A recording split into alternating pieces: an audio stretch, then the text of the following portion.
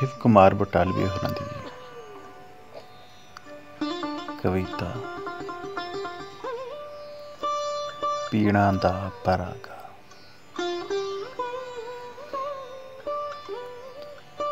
तैनू देवां हंझुआं दा भाड़ा,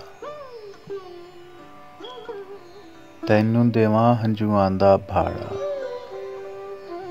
नी पीड़ां दा परागा पुन्न दे भट्ठी वालीए, नी पीड़ां दा परागा पुन्न दे भट्ठी वालीए। भट्ठी वालीए चंबे दिए डालीए, नी पीड़ां दा परागा पुन्न दे भट्ठी वालीए।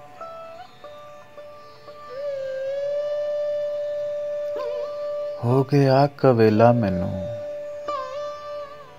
ढल गईयां छावां नी, बेलियां चों मुड़ गईयां मझियां ते गावां नी। पाया चिड़ियां ने चीख चिहाड़ा, नी पीड़ां दा परागा पुन्न दे भट्ठी वालीए। तैनू देवां हंझुआं दा भाड़ा, नी पीड़ां दा परागा पुन्न दे भट्ठी वालीए। छेती छेती करी मैं ते जाना बड़ी दूर नी,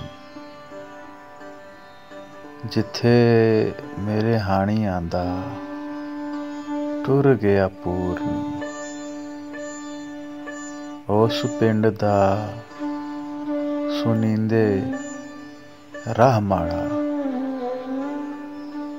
नी पीड़ां दा परागा पुन्न दे भट्ठी वालीए। तैनू देवां हंझुआं दा भाड़ा,